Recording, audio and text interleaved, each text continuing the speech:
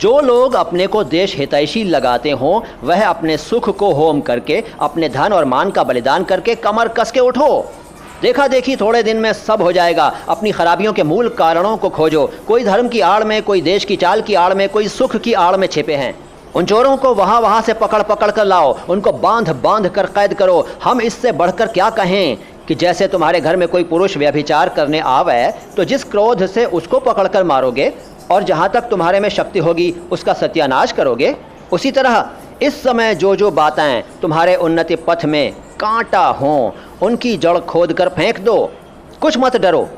जब तक 100-200 मनुष्य बदनाम न होंगे, जात से बाहर न निकाले जाएंगे, दरिद्र न हो जाएंगे, कैद न होंगे, वरंच जान से न मारे जाएंगे, तब तक कोई देश भी न सुधरेगा। अब यह प्रश्न होगा कि भाई हम तो जानते ही नहीं कि उन्नति और सुधरना किस चिड़िया का नाम है, किसको अच्छा समझें, क्या लें क्या छोड़ें। तो कुछ बातें हैं जो इस शीघ्रता में मेरे ध्यान में आती हैं, उनको मैं कहता हूँ सुनो। सब उन्नतियों का मूल धर्म है। इससे सबके पहले धर्म की ही उन्नति करनी उचित है। देखो, अंग्रेज़ों की धर्म नीति और राजनीति परस्पर मिली है। इससे उनकी दिन दिन कैसी उन्नति है उनको जाने दो। अपने ही यहाँ देखो, तुम्हारे यहाँ धर्म की आड़ में नाना प्रकार की नीति, समाज गठन, वैद्यक आदि भरे हुए हैं। दो एक मिसाल सुनो। यही तुम्हारा बलिया का मेला और यहाँ स्नान क्यों बनाया गया है, जिसमें जो लोग कभी आपस में नहीं मिलते 10-10, 5-5 कोस से वे लोग साल में एक जगह एकत्र होकर आपस में मिलें, एक दूसरे का दुख सुख जानें। गृहस्थी के काम की वह चीज़ें जो गांव में नहीं मिलती यहाँ से ले जाएं। एकादशी का व्रत क्यों रखा है, जिसमें महीने में 2-1 उपवास से शरीर शुद्ध हो जाए। गंगा जी नहाने जाते हो तो पहले पानी सिर पर चढ़ाकर तब पैर डालने का विधान क्यों है, जिसमें तलवे से गर्मी सिर में चढ़कर विकार न उत्पन्न करे। दिवाली इसी हेतु है कि इसी बहाने साल भर में एक बेर तो सफाई हो जाए। होली इसी हेतु है कि बसंत की बिगड़ी हवा स्थान स्थान पर अग्नि बलने से स्वच्छ हो जाए। यही त्यौहार ही तुम्हारी मानो म्यूनिसिपालिटी हैं। ऐसे ही सब पर्व, सब तीर्थ व्रत आदि में कोई हिकमत है। उन लोगों ने धर्म नीति और समाज नीति को दूध पानी की भांति मिला दिया है। खराबी जो बीच में भई है वह यह है कि उन लोगों ने ये धर्म क्यों मानने लिखे थे, इसका लोगों ने मतलब नहीं समझा और इन बातों को वास्तविक धर्म मान लिया। भाइयों, वास्तविक धर्म तो केवल परमेश्वर के चरण कमल का भजन है। ये सब तो समाज धर्म हैं जो देशकाल के अनुसार शोधे और बदले जा सकते हैं। दूसरी खराबी यह हुई कि उन्हीं महात्मा बुद्धिमान ऋषियों के वंश के लोगों ने अपने बाप दादों का मतलब न समझकर बहुत से नए नए धर्म बनाकर शास्त्रों में धर दिए। बस सभी तिथि व्रत और सभी स्थान तीर्थ हो गए। सो इन बातों को अब एक बेर आंख खोल कर देख और समझ लीजिए कि फलानी बात उन बुद्धिमान ऋषियों ने क्यों बनाई और उनमें देश और काल के जो अनुकूल और उपकारी हों उनको ग्रहण कीजिए। बहुत सी बातें हैं जो समाज विरुद्ध मानी हैं, किंतु धर्मशास्त्रों में जिनका विधान है उनको चलाइए। जैसे जहाज का सफ़र, विधवा विवाह आदि। लड़कों को छोटेपन ही में ब्याह करके उनका बल, वीर्य, आयुष्य सब मत घटाइए। आप उनके माँ बाप हैं या उनके शत्रु हैं। वीर्य उनके शरीर में पुष्ट होने दीजिए। विद्या कुछ पढ़ लेने दीजिए। नौन तेल लकड़ी की फिक्र करने की बुद्धि सीख लेने दीजिए, तब उनका पैर काठ में डालिए। कुलीन प्रथा, बहुविवाह आदि को दूर कीजिए। लड़कियों को भी पढ़ाइए, किंतु उस चाल से नहीं जैसे आजकल पढ़ाई जाती हैं, जिससे उपकार के बदले बुराई होती है।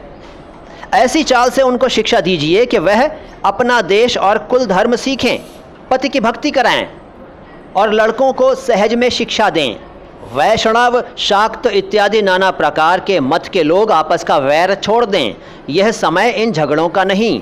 हिंदू, जैन, मुसलमान सब आपस में मिलिए। जाति में कोई चाहे ऊंचा हो चाहे नीचा हो, सबका आदर कीजिए। जो जिस योग्य हो उसको वैसा मानिए।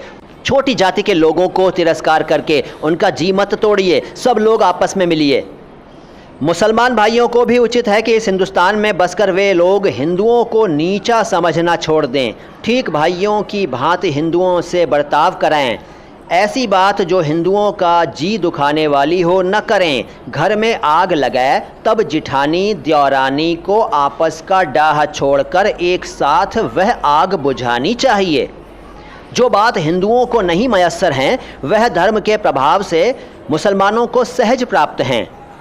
उनमें जाते नहीं, खाने पीने में चौका चूल्हा नहीं, विलायत जाने में रोक टोक नहीं। फिर भी बड़े ही सोच की बात है, मुसलमानों ने अभी तक अपनी दशा कुछ नहीं सुधारी। अभी तक बहुतों को यही ज्ञान है कि दिल्ली लखनऊ की बादशाहत कायम है। यारो वे दिन गए, अब आलस हठ धर्मी यह सब छोड़ो। चलो हिंदुओं के साथ तुम भी दौड़ो, एक एक दो होंगे। पुरानी बातें दूर करो। मीर हसन की मसनवी और इंदर सभा पढ़ा कर छोटेपन ही से लड़कों को सत्यानाश मत करो। होश संभाला नहीं कि पट्टी पार ली, चुस्त कपड़ा पहना और गज़ल गुनगुनाए। शौक़ तिफली से मुझे गुल की जो दीदार का था, न किया हमने गुलिस्तां का सबक याद कभी। भला सोचो कि इस हालत में बड़े होने पर वे लड़के क्यों न बिगड़ेंगे। अपने लड़कों को ऐसी किताबें छूने भी मत दो। अच्छी से अच्छी उनको तालीम दो। पेंशन और वजीफ़ा या नौकरी का भरोसा छोड़ो। लड़कों को रोज़गार सिखलाओ, विलायत भेजो। छोटेपन से मेहनत करने की आदत दिलाओ। 100 महलों के लाड़ प्यार दुनिया से बेखबर रहने की राह मत दिखलाओ। भाई हिंदुओं, तुम भी मत मतांतर का आग्रह छोड़ो, आपस में प्रेम बढ़ाओ। इस महामंत्र का जाप करो। जो हिंदुस्तान में रहे, चाहे किसी रंग किसी जाति का क्यों ना हो, वह हिंदू की सहायता करो। बंगाली, मराठा, पंजाबी, मद्रासी, वैदिक, जैन, ब्रह्मो, मुसलमान सब एक का हाथ एक पकड़ो। कारीगरी जिसमें तुम्हारे यहाँ बढ़े, तुम्हारा रुपया तुम्हारे ही देश में रहे, वह करो। देखो, जैसे हजार धारा होकर गंगा समुद्र में मिली हैं, वैसे ही तुम्हारी लक्ष्मी हजार तरह से इंग्लैंड, फ्रांसीस, जर्मनी, अमेरिका को जाती हैं। दिया सलाई ऐसी तुच्छ वस्तु भी वहीं से आती है। ज़रा अपने ही को देखो। तुम जिस मार्किन की धोती पहने हो वह अमेरिका की बिनी है। जिस लंकिलाट का तुम्हारा अंगा है वह इंग्लैंड का है। फ्रांसीस की बनी कंघी से तुम सिर झाड़ते हो और जर्मनी की बनी चर्बी की बत्ती तुम्हारे सामने बल रही है। यह तो वही मसल हुई कि एक बेफिक्रे मंगनी का कपड़ा पहनकर किसी महफिल में गए। कपड़े को पहचान कर एक ने कहा, अजी यह अंगा तो फलाने का है। दूसरा बोला, अजी टोपी भी फलाने की है। तो उन्होंने हंसकर जवाब दिया कि घर की तो मूछें ही मूछें हैं। हाय अफसोस, तुम ऐसे हो गए कि अपने निज के काम की वस्तु भी नहीं बना सकते। भाइयों, अब तो नींद से चौंको, अपने देश की सब प्रकार उन्नति करो। जिसमें तुम्हारी भलाई हो वैसी ही किताब पढ़ो, वैसे ही खेल खेलो, वैसे ही बातचीत करो। परदेशी वस्तु और परदेशी भाषा का भरोसा मत रखो। अपने देश में अपनी भाषा में उन्नति करो।